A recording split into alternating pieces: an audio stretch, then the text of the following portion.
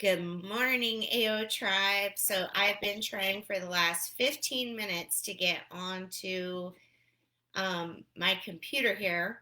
I thought I had all the updates done, everything, whatever. I finally had to call my admin person to come and get my camera to work. So I don't know what's going on. Anyway, let's see. Sure, I told you I would text you, but I'm on. So hi. All right. I hope everybody's doing well here for the live mentor session. I have several questions I'm going to read off and give my own opinions to. And by the way, my name is Shelley Merrell. I own a fire protection company in Ventura, California, and I'm so happy to be here to help out wherever I can. My first question is from Dan Razumovsky. Sorry if I butchered that last name. He said, what is the best way to get a customer to follow through with leaving a review? The background is when finished with deck or project, I buy my homeowners a nice bottle of wine, $50 to $120 price range.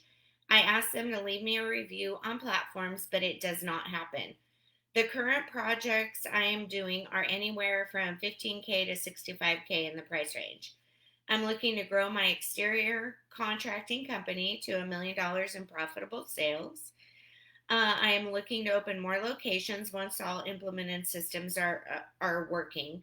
Looking to extend to large loss insurance claims, 100,000 plus, and government contracts. Right now, a veteran-owned business. Thank you for being a veteran. Thank you for your service. I actually heard a few other people answer this question before, and I felt the same way. I kind of looked at it as, what if you hold off on giving them their gift or their surprise until after they've done the review? One other thing is maybe you could put in like multiple choices of like a surprise. Like it would either be a bottle of wine or a gift card or dinner somewhere. Maybe if they have the options to pick after they've given the review, that might encourage them to do that. Unfortunately, we can't make people do whatever we want them to do. That would be awesome, but we can't. So, as far as encouraging them, I would not give them anything until they've given you the review that you wanted. So hopefully that helps with that. My next question is from Nancy Lopez. Hi, Heather. I'd give a shout out to Heather. We've been talking this morning. Heather, I hope today goes well.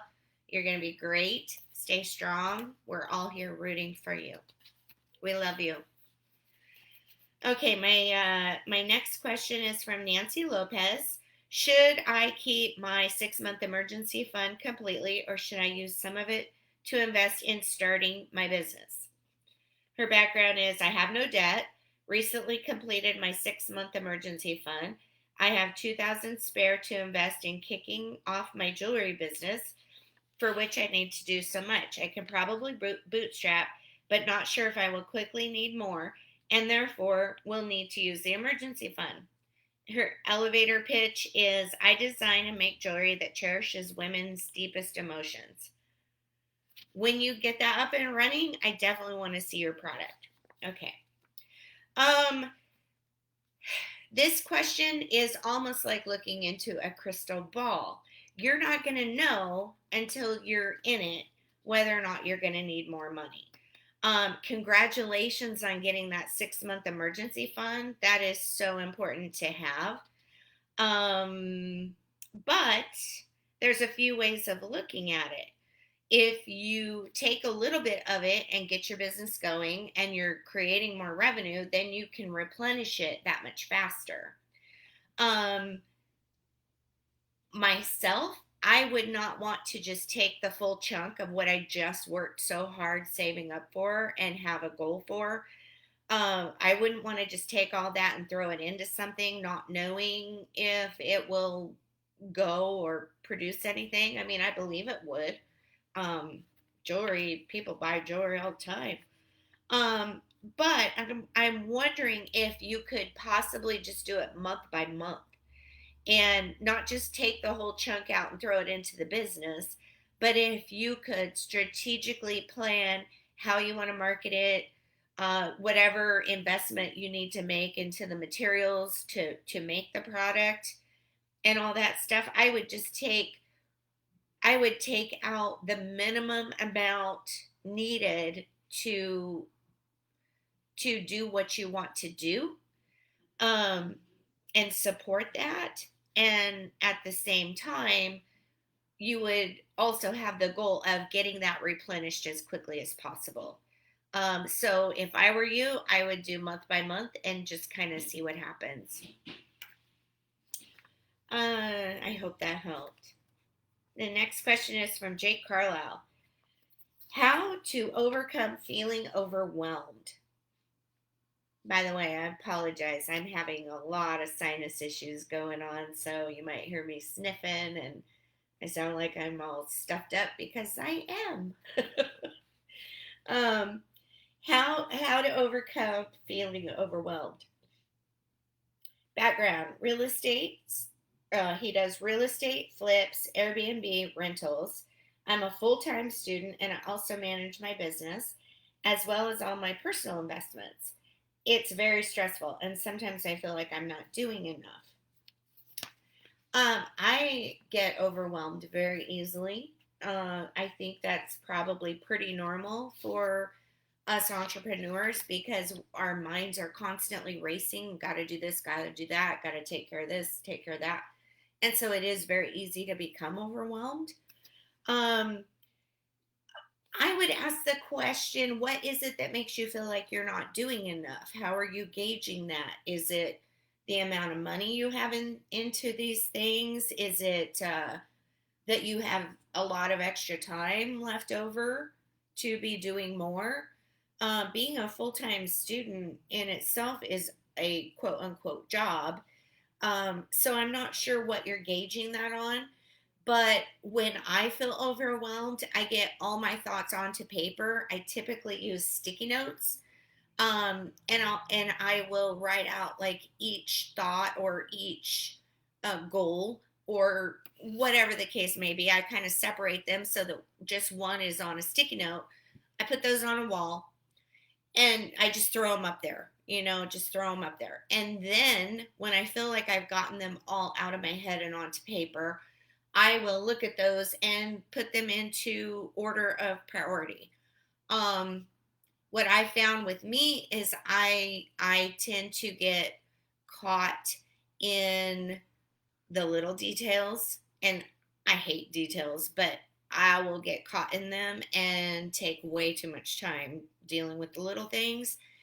And so it's very easy to get overwhelmed. I also, well, I don't think you have a whole lot of extra time for hobbies, but I also use hobbies like crafting that forces me to completely stop thinking about business at all and just kind of let it all sit in there while I'm thinking about something else. And then it seems to kind of reel me back in. So those are some things I do when I'm feeling overwhelmed.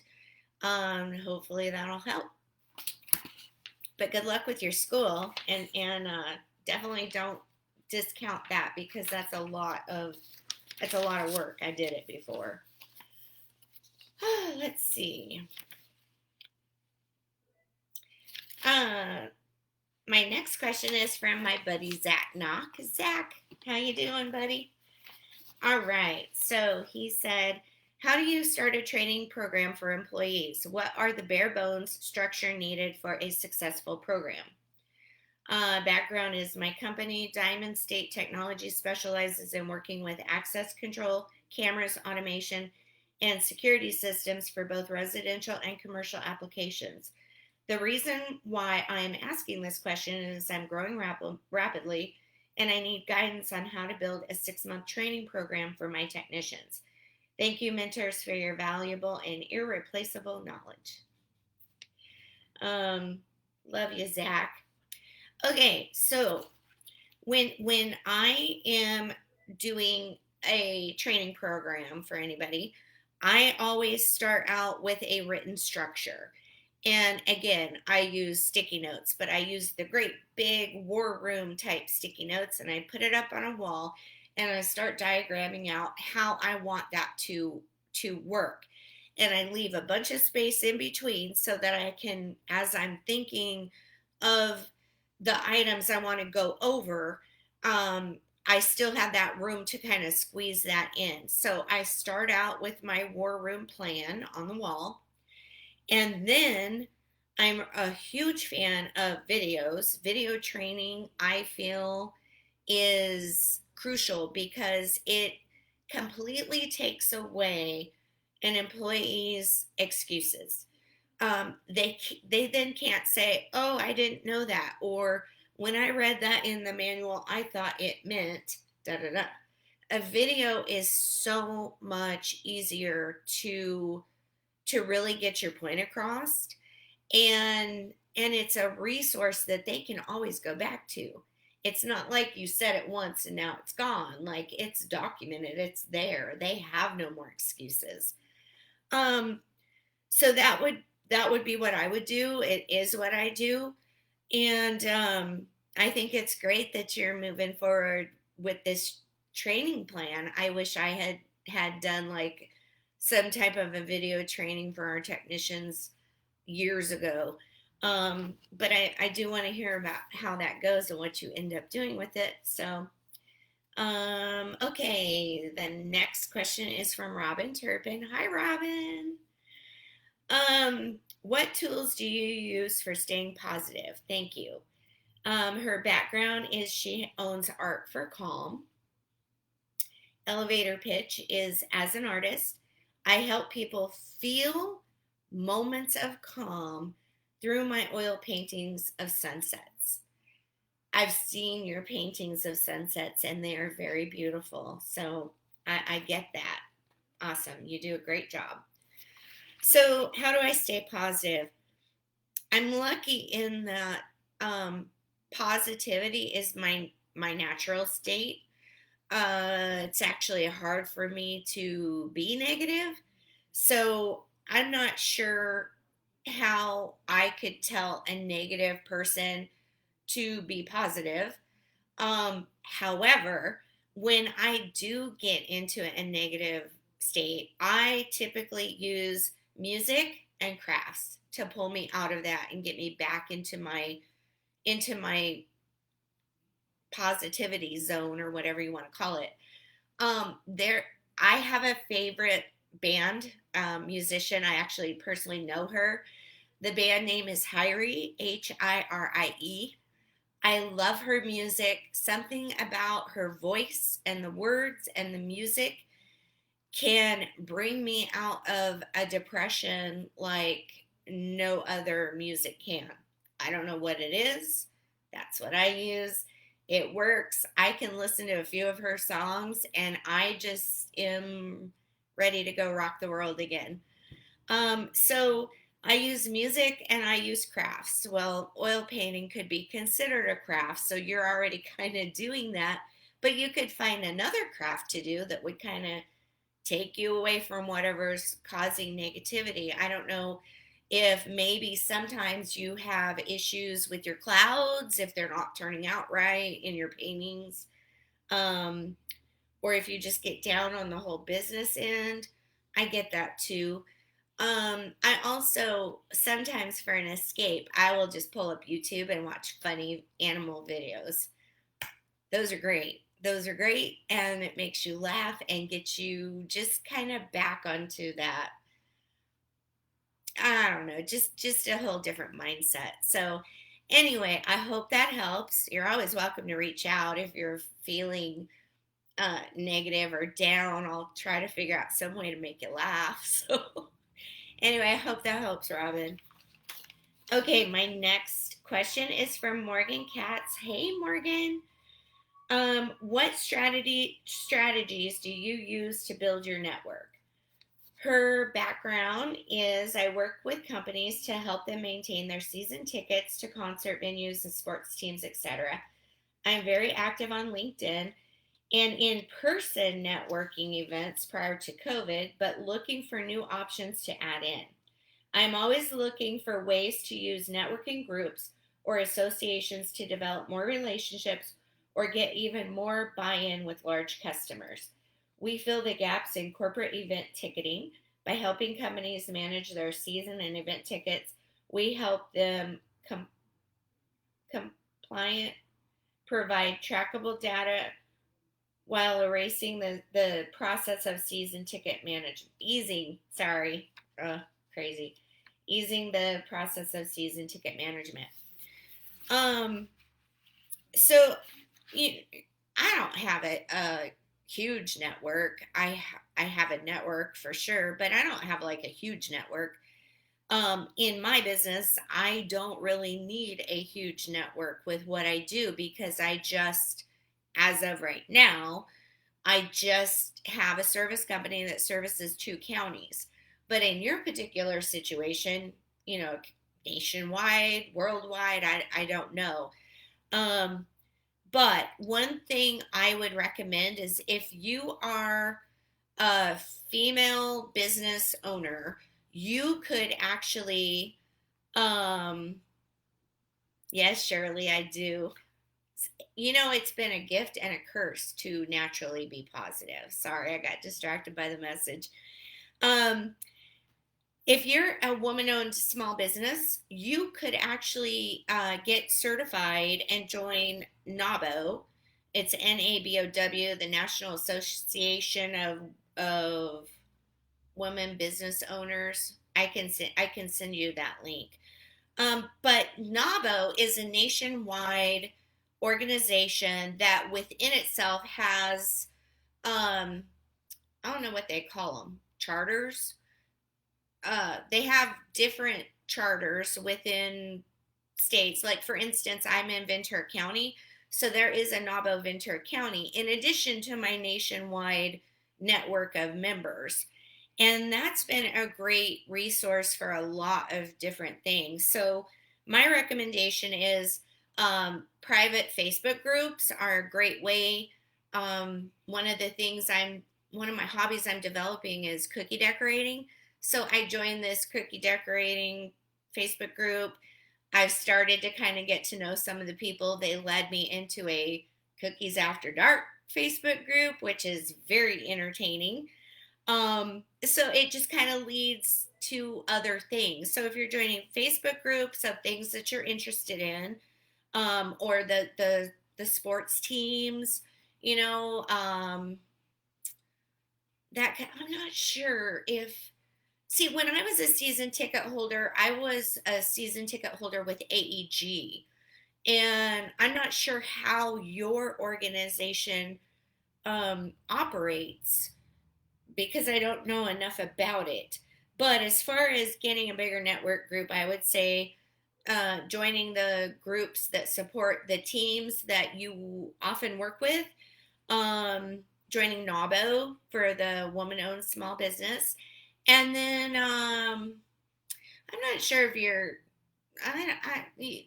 joining your local chamber of commerce probably wouldn't be a big help, but it could lead to other people spreading your name to other people. As we know, this is a very small world, and somebody that you're sitting next to in your town may know the owner of a team in Philadelphia, or Pennsylvania, whatever. Like, you just never know who somebody sitting next to you is associated with also.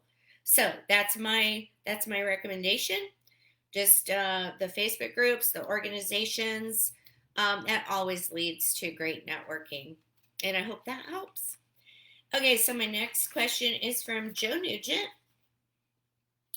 Question: what do you suggest as far as paying independent contractors who I contract to help me facilitate providing my services to my customers? Business description: I own a home inspection business and I am turning away 5 to 8 inspections per week. I'm looking to partner with another inspection company, a solopreneur, who is not as busy so I can make more money while working less. How do I do the billing? collect from the client, then send to the other inspection company, have them collect them, they send me a check. Okay, so hi Joe. Within this industry, I'm curious what is typical. My first off the cuff answer is never let somebody else collect your money.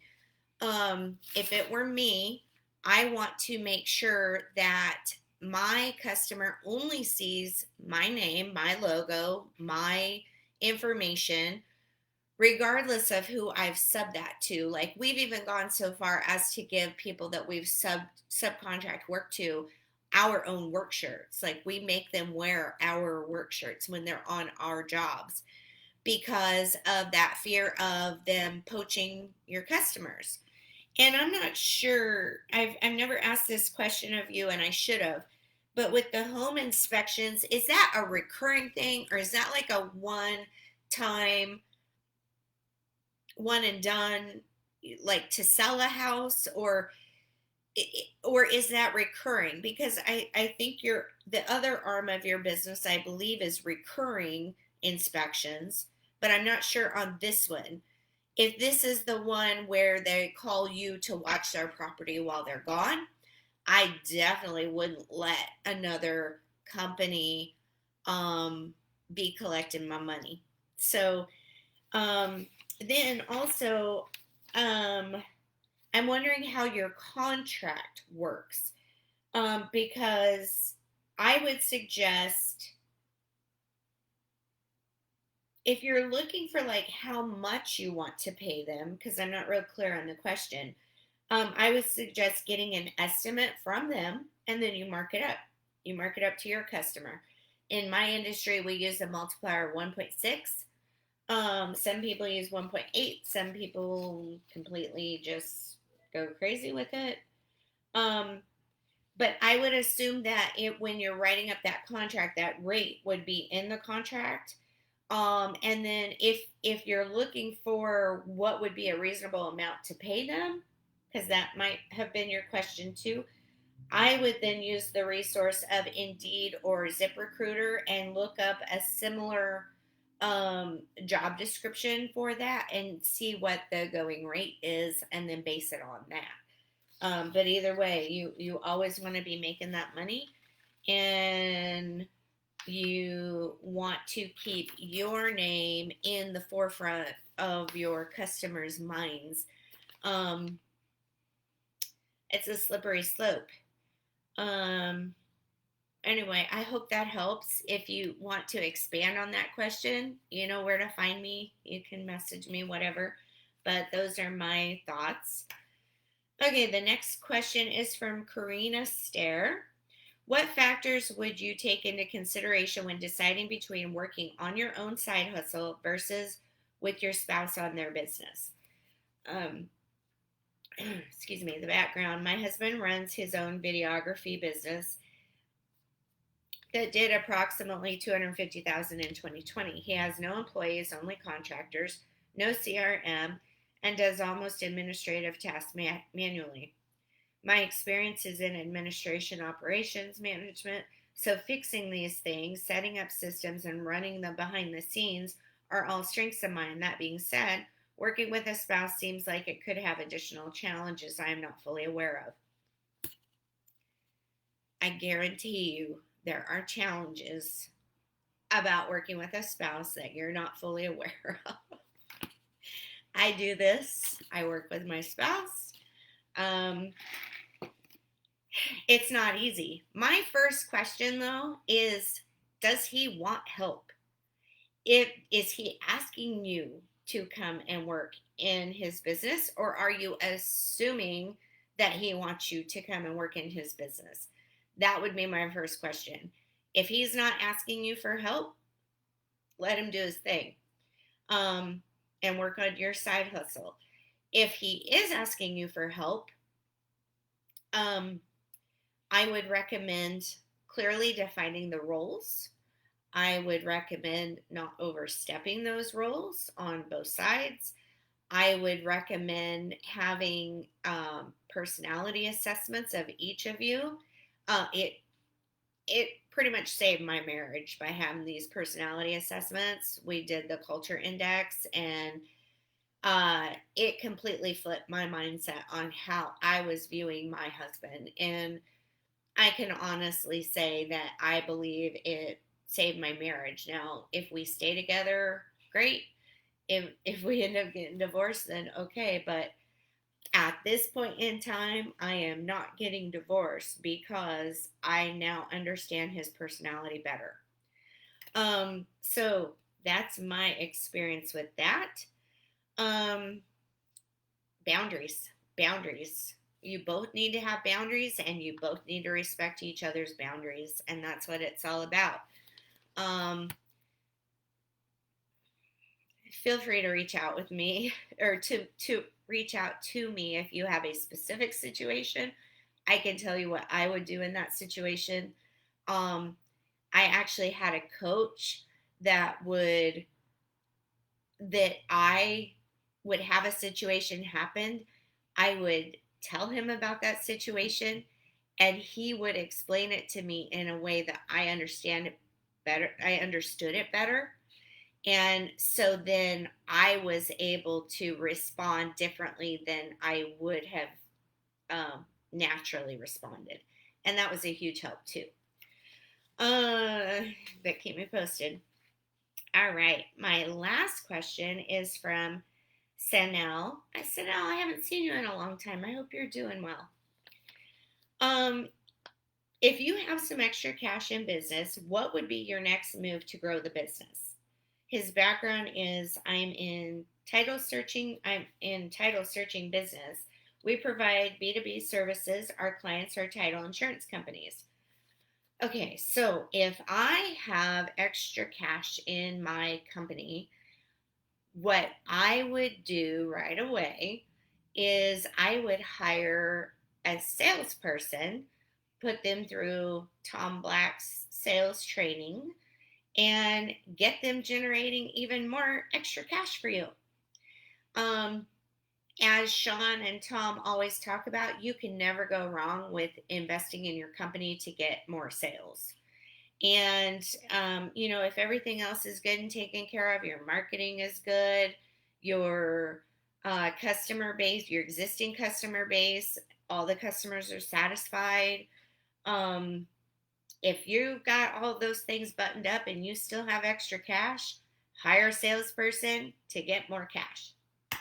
So that is my 2 cents. I don't see any questions here. Heather, love you. Hi, honey. Nick, you're amazing too, buddy. Sean, yay, I'm here finally. I'm sorry I was late. And Shirley, thank you. Love you, girl. And I hope you all have a wonderful month, and I'll see you soon.